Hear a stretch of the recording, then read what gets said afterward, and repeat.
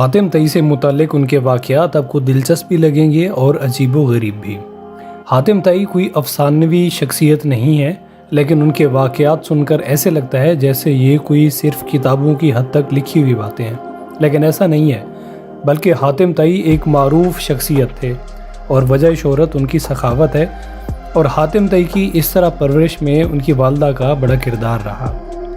حاتم تئی اپنے دادا کے پاس رہتا تھا، چھوٹی سی عمر تھی، اپنا کھانا لے کر باہر نکل جاتا، اگر کوئی کھانے والا ساتھ مل جاتا تو ساتھ مل کر کھا لیتا، ورنہ اپنا کھانا پھینک آتا۔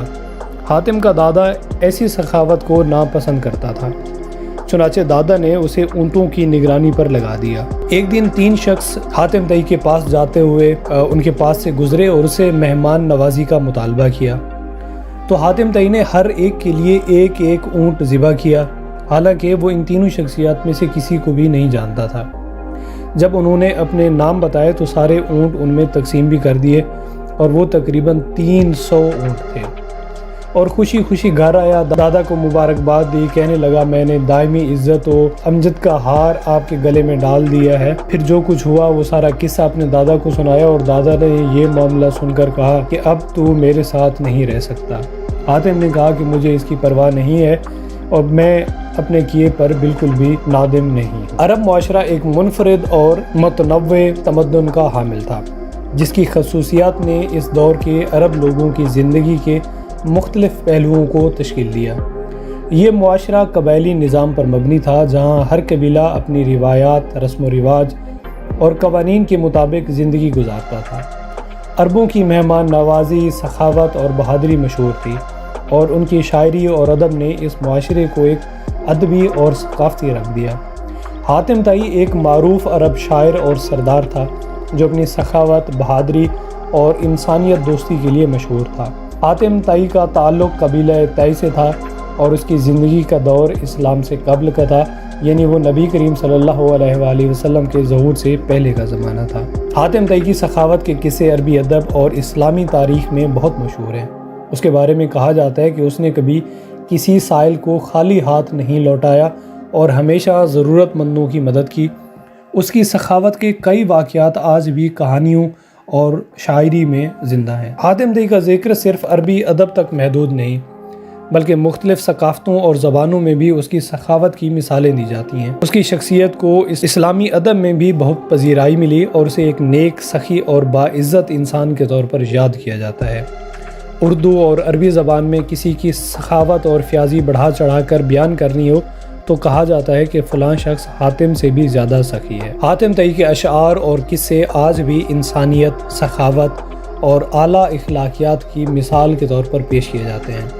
اس کے بارے میں کئی کہانیاں اور کتابیں لکھی گئی ہیں جو اس کی زندگی اور کارناموں کو بیان کرتی ہیں۔ حاتم ابن عبداللہ بن سعد الطائی کا والد بچپن میں ہی فوت ہو گیا تھا۔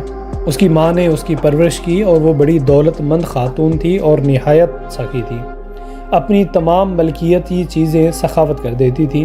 ایک دفعہ اس کے بھائیوں نے اس کا تمام مال روک لیا اور اسے 1 سال تک قید رکھا۔ ان کے بھائیوں نے سوچا کہ اسے فاقے کا مزہ چکھائیں اور مال و دولت کی قدر و قیمت بتائیں، لیکن جب اسے چھوڑا تو اس کے مال میں سے تھوڑا سا حصہ دیا۔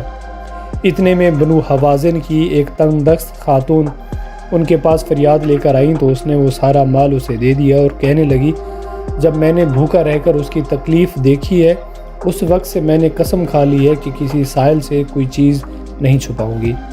اس سخی ماں نے حاتم کی تربیت کی اور اس عادت کا اسے وارث بنایا اور اسے سخاوت کا دودھ پلایا۔ وہ جوان ہو کر بڑا سخی بنا، وہ سخاوت سے ہی دل بہلاتا اور اس میں اس قدر مبالغہ کرنے لگا کہ جنون کی حد تک پہنچ گیا۔ حاتم کی سخاوت کے چرچے گھر گھر عام ہو گئے، اور اس کی سخاوت اور فیاضی کی داستانیں ضرب المثل بن گئیں، اور اس ضمن میں بڑے بڑے عجیب اور غریب قصے بیان کیے جاتے ہیں، لیکن اکثر قصے صرف زیب داستان کے لیے بڑھا چڑھا دیے گئے ہیں۔ جب ماہ رجب کا چاند نظر آتا، حاتم ہر روز 10 اونٹ ذبح کرتا اور لوگوں کو کھانا کھلاتا، اور لوگ اس کے پاس جمع ہو جاتے تھے۔ حاتم نے نوار نامی عورت سے شادی کی، پھر یمن کے بادشاہ کی بیٹی معاویہ بنت افرت سے نکاح کیا۔ ان دونوں بیویوں سے اس کے 3 بچے عبداللہ، صفانہ اور عدی پیدا ہوئے۔ آخری دونوں نے یعنی عدی اور صفانہ نے اسلام کا زمانہ پایا اور اسلام سے فیض یاب ہوئے۔ حاتم اس طرح لوگوں کو کھانا کھلاتا رہا اور مال لٹاتا رہا اور 578 عیسوی میں اس دار فانی سے رخصت ہو گیا۔ حاتم کی بیٹی صفانہ جب قیدیوں میں قید ہو کر آئی تو رسول اکرم صلی اللہ علیہ وآلہ وسلم کے سامنے کھڑی ہو کر رہائی کی درخواست کرتے ہوئے کہنے لگی، میرا باپ قیدیوں کو آزاد کراتا تھا، حقوق کی حفاظت کرتا تھا، مہمان نواز تھا اور مصیبت زدہ کی پریشانیوں کو دور کرتا تھا، کھانا کھلاتا تھا، اس نے ضرورت مندوں کو کبھی خالی ہاتھ نہ لوٹایا۔ تو رسول اللہ نے فرمایا، یہ صفات مومن کی ہیں، تیرا باپ اگر مسلمان ہوتا تو ہم ضرور اس پر رحمت بھیجتے، اور فرمایا کہ صفانہ کو چھوڑ دو کیونکہ اس کا باپ مکارم اخلاق کو پسند کرتا تھا۔